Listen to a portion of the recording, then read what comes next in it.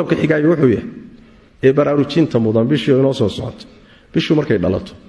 iyo dhalashadeeda iyo soo dhaweynteeda waa inaan ku faraxno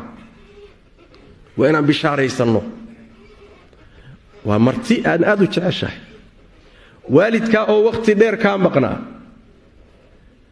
xaaskaadiyo waqti dheer aydaan is arkin kulanka kuugu hormayseed kulmaysaan soo aad uma faraxsanid laa shaka fi dalik tabtahij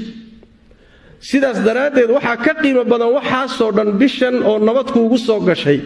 marti qiimo badan weeye oo kuu timid waa inaad martisoor fiican martisoorto soo dhawayso kuna faraxdo imaanshaheeda nabigeenna salawaatu rabbi wasalaamu calayh markay bishu soo galayso saxaabadiisu u bishaarayn jiray wuxuu dhihi jiray bishii ramadaan baa idiin timid oo soo gashay waa bil baraka iyo khayr badan khayrkeeda iyo barakadeeda la badiyey allah tabaaraka wa tacaala soonkeeda ayuu waajib idinkaga dhigay iridihii jannada ayaa la furay iridihii jaxiima iyo naartana waa la xidhay shayaadiinta kuwoodii khayrka darnaa ee madaxa adkaa ee sharka ku mudxay ayagana waa la xidhxidhay waa la katiinadeey habeen baa ku jira bishaas ka khayr badan 1,000 bilood ruuxii khayrka habeenka laga qadiyana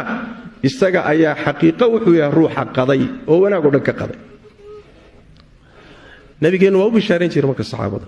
war wax weyn baa yimid war ka gacan fadhiga war baraaruga marka inaad bishaaraysato ood ku farxdo allana quraanka kariimka wuxuu inoogu sheegay iimaanka islaamnimada quraanka ku farxa wa fadli alle qul bi fadli illahi wa bi rahmatihi wa khayr akhiri adunba wa allah naxariistiisa iyo fadligiisa faliyafrahu ha ku farxaan huwa khayrun mimma yajma'una asaga ka khayr badan waxanay ururinayaan ee adduunyada ah kuraasta aad haysato milkiga iyo boqortooyada xoolaha jeebkaaga iyo akoonkaaga ku jira naftaada lafteeda caruurtaada iyo guryahaaga kulli waxa kaaga qiimo badan hal amalo aad janno ku hesho ama ilaahay cadaabkiisa ka badbaadiyo huwa khayrun mimma yajma'un taasi waxay cagsi ku tahay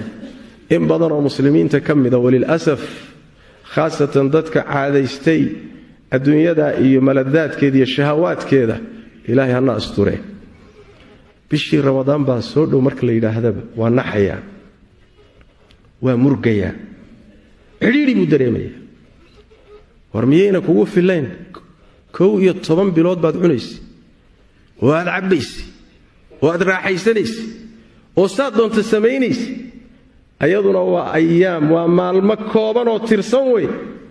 war maxaad ka nixiyo ku haysta waa caafimaadka jidhkaaga waa aakhiradaadii iyo jannadaadii iyo daartaadii aakhirood dhisanayso waa faa'iidooyin bulshada u soo noqonaya ayadoo dhan waa fawaa'id aakhiriya adduunyo waay maxaad ka nixi marka inaad ku faraxdo waay inaan bisha ku faraxna imaanshaheeda inaan ka naxno maaha qodobka xigay wuxuu yahay loo baahay inaan ku baraarugno bishan waa inaad qorshayso oo aad nadaamsato dejisato qaabkaad uga faa'iideysan lahayd bini aadamku kama soo haro takhtiidka iyo qorshaha iyo nadaaminta kama soo haro habeenada iyo maalinta bishu ka kooban tahay saad uga faa'iideysan lahayd qorshaheeda deji kadibna yuusan jaanisku si fudud kugu dhaafin waxay kugu kaalmaynaysaa in aad sidaad rabtay wax u hesho bitawfiiq illahi tabaaraka wa tacaala مثال مثلا هذا تصالح ينسي waxaad rabtaa inaad bisha ramadaan aad quraanka dhamayso 5 goor waa go'aan Soomaa go'aankaasi waa inaad u dejiso waqtigiisii maalintii imisa goor baad rabtaa inaad fadhiisato quraanka akhrido iyo habeenkii muddo walbana intee juz baad rabtaa inaad akhrido qorshe degan oo isku habaysan oo nidaamkii go'aanka dejisay waafaqsan ayaa markaa ku soo baxaya laakiin si fawdo oo hamaji hadaad bisha isaga gasho barnaamij kale oo qorshahaagaba ku jirin baa ku kaxaysan doonto kadibna bishii waaba dhamaatay bedelka aynu adduunyadeena qorshe iyo nidaam u samaysanayna tana ka mudan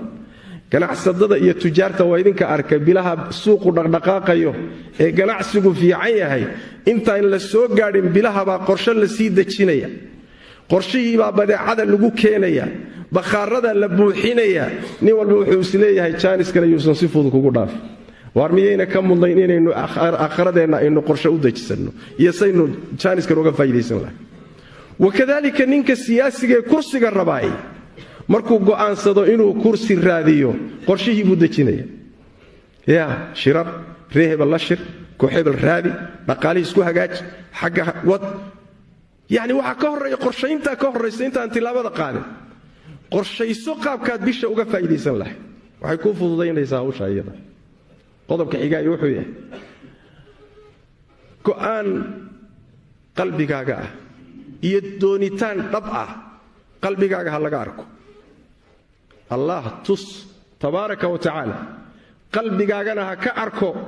inay go'aan kaa tahay inaad bishaa faa'iidaysan rabto daaca inaad rabto aakhira inaad rabto inaad ridihiisa raadinayso go'aankaa qalbigaaga ha lagu arko maxaa yeelay allah tabaaraka wa tacaala addoommada wuxuu wax ku siiyaa kolba qadarka go'aankooda iyo niyadooda xadiidkii nebiguna waa kii ahaa innama alacmaalu binniyaat niyadaada iyo qasadkaaga buu alla fiirinaya xadiidkii waa kii ah nebiga salawaatu rabbi wasalaamu calayh ina allaha laa yanduru ilaa suwarikum walaa ilaa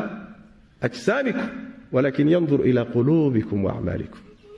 allah meeshuu kaa fiirinaya waa qalbiga maxaa qalbigaaga ku jira haddaad rabto inaad wakhtiga kaga baxdo laalaab kaga baxdo oo aad wareegaysato ama adduunyadaadaba u badato qalbigaaga hadduu sidaa ku jiro wixii qalbigaaga ku jiray baad ilaahay ka sugi tabaaraka wa tacaala biidni illaahi tabaaraka wa tacala saas daraaddeed go'aan oon shakiya laalaab ku jirin oo saadiqa ilaahay ula imo faidaa cazama almru falow sadaquu allaha lakaana khayran lahu